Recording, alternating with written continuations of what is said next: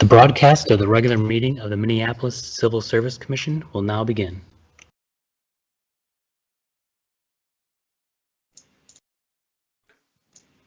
Good afternoon. Welcome to this live broadcast of our virtual meeting. This meeting includes the remote participation of members as authorized under Minnesota Statute Section 13D.021 due to the declared local health pandemic. For the record, my name is Ellen McVeigh and I'm chair of the Minneapolis Civil Service Commission. I will now call this meeting to order and ask the clerk to call the roll so we may verify the presence of a quorum. Commissioner Wheeler. Present. Commissioner Seward. Present. And President McVeigh. Present. Thank you. We have 3 members present. Excellent, thank you. With that, we will proceed to our agenda, a copy of which was posted for public access to the city's legislative information management system and is available at lims.minneapolismn.gov. The first item on the agenda is acceptance of the minutes of our last virtual meeting, which was held on March 24th, 2020. May I have a motion to approve those minutes? I'll make a motion to approve the minutes. Thank you. May I have a second? Second. All right, all in favor, please. Actually, will the clerk call the roll for approval of the minutes, please?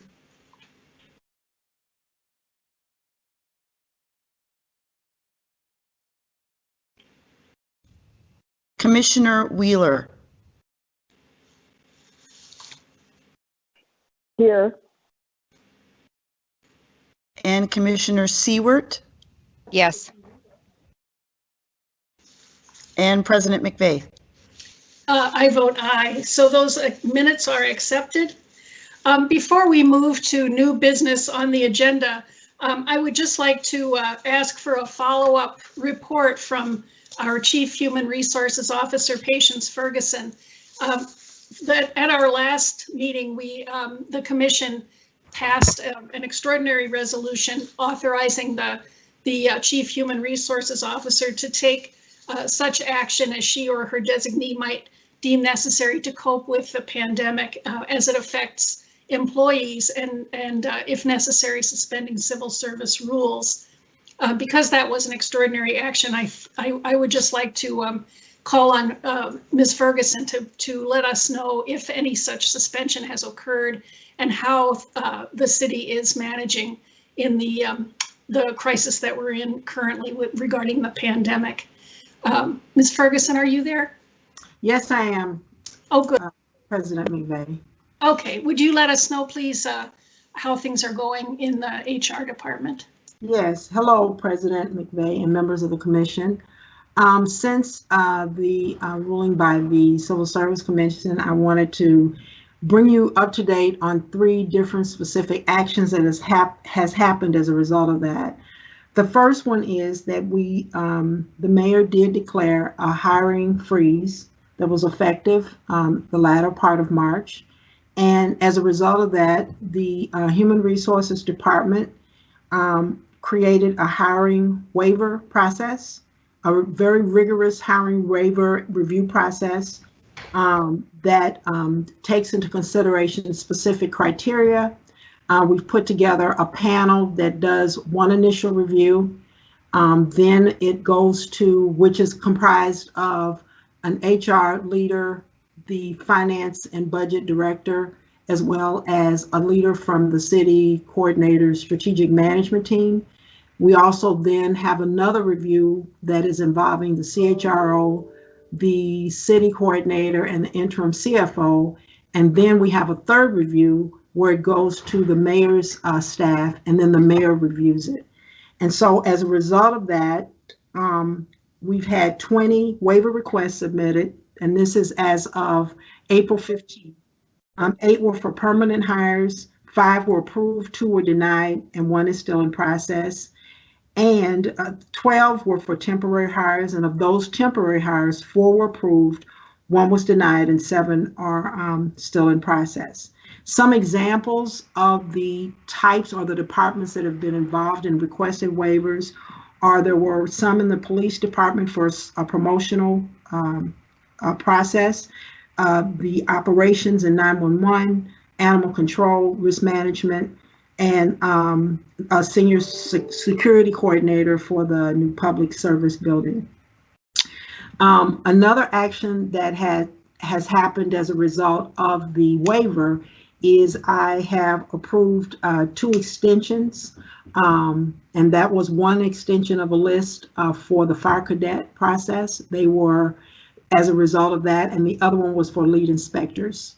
The third actions that have happened is we also I have the authority to do reassignments within the city of Minneapolis. So for example, if we have an area, for example, the convention center was adversely impacted by the COVID-19 situation. So we had staff there that could be deployed in other areas.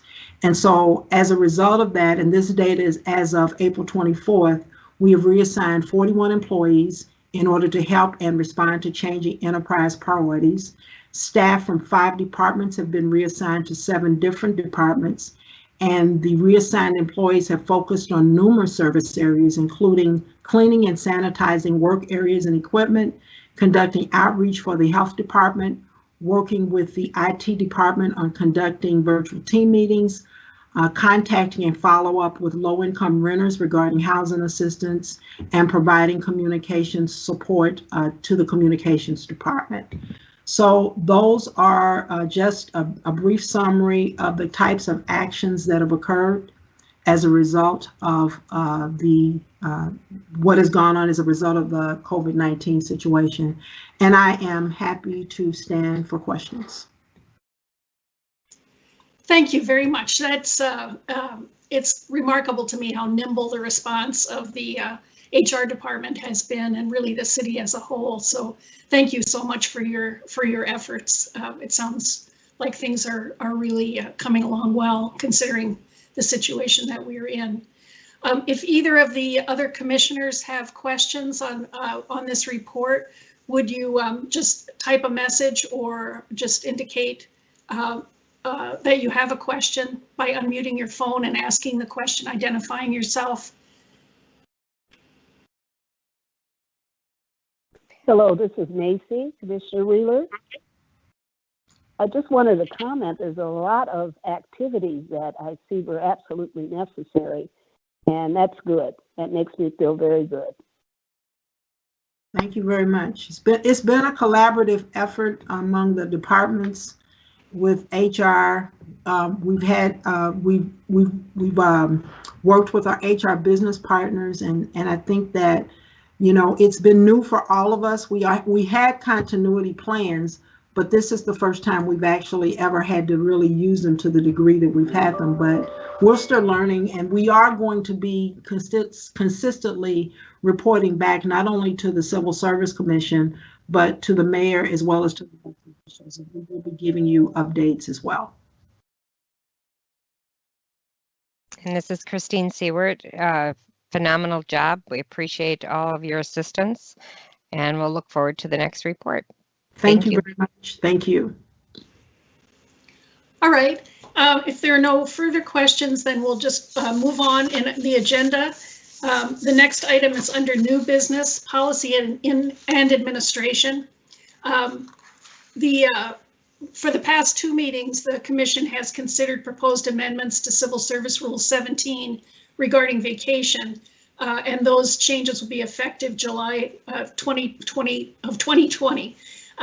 There have been 2 readings of the proposed change, and so this meeting we are scheduled to vote on the proposed changes. So may I have a motion, please, to adopt the proposed amendments to Civil Service Rule 17 regarding vacation, effective July 1st, 2020.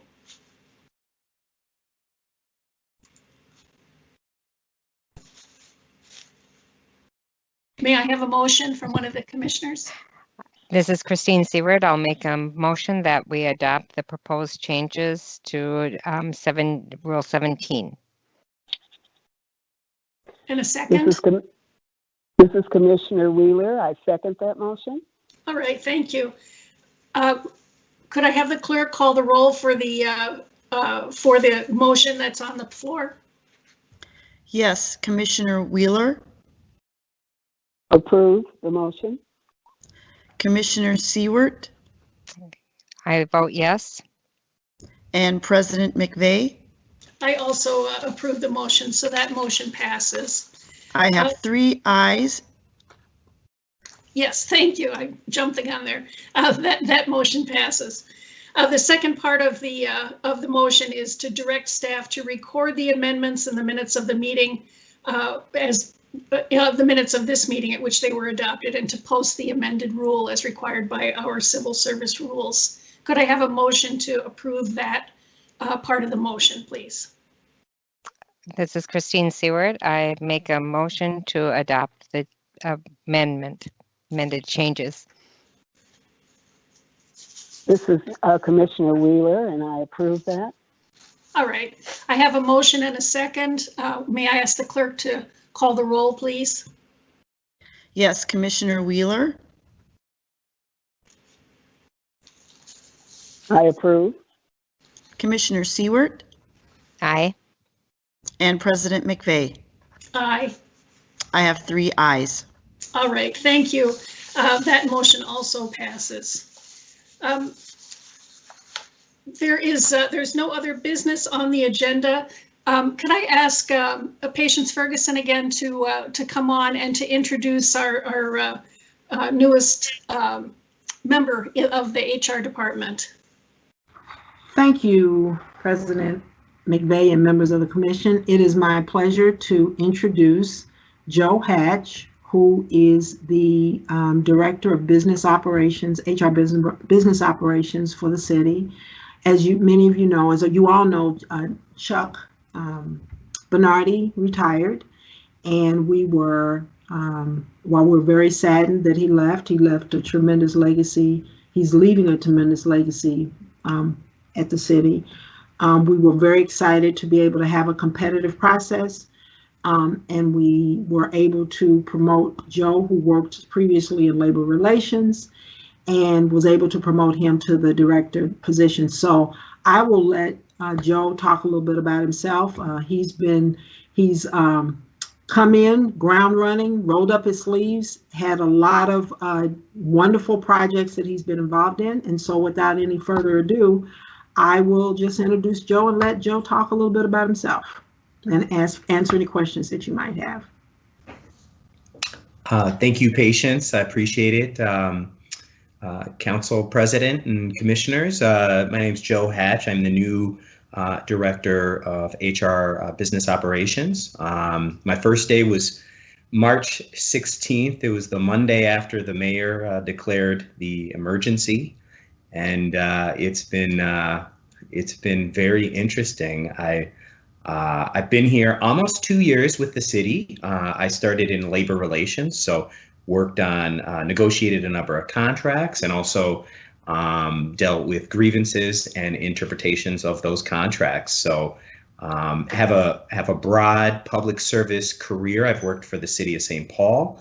I've worked for the city of New Brighton. I worked for Todd County, Minnesota, and of course, most recently, the city of Minneapolis. So about 16 years, and I'm from Minneapolis. I grew up here. I went to school, and so happy that my career has allowed me to serve the city that I care about very much. So yeah, any questions? Or very excited for the opportunity. Well, welcome, Joe. And I misspoke when I said you were new to the department. I guess you are not new to the department, but just new to this position. So thank you. And we're looking forward to actually meeting you live at some point. And also, I want to say, I think Chuck Bernardi may still be on, and I want to say thank you to Chuck for years and years of service and really, really great contributions to the HR function in the city. And I know that Chuck's it's going to be a hard shoes to fill, but I'm excited to work with you as well, Joe. If either of the commissioners have any questions, please just unmute your phone and identify yourself. I don't have a question. I just want to say that I love the city of Minneapolis also. This is Christine Seward, and I'm happy to hear that you have passion around serving the city. So welcome. Thank you. This is Commissioner Wheeler. I'd like to welcome you too, Joe. Thank you. Thank you. I think it's very extraordinary that when you started, all of this other activities have started. So I want to wish you the best. I very much appreciate that, Commissioner, and it's been a challenge. I would also like to thank Director Bernardi. I think we were very. It's very serendipitous and very lucky that he did stick around for a while and help through the transition, and he's absolutely played a key role in this emergency, this pandemic, and so we owe him a debt of gratitude during this time, and you know, he had a very long career for HR and for the city. So yeah, I'm very excited to try and help. Great. Well, thank you. We really do have, I think, just extraordinarily talented people working in HR, and I think you see this most when something like this happens, where there's just a complete curveball that occurs that takes everybody by surprise, and yet the city continues to function, and you know, new procedures are put in place with just barely a hiccup. It's really impressive. All right, is there anything further to come before the commission? If not, then without objection and without calling for a roll call, I'll declare this meeting adjourned. Thank you very much.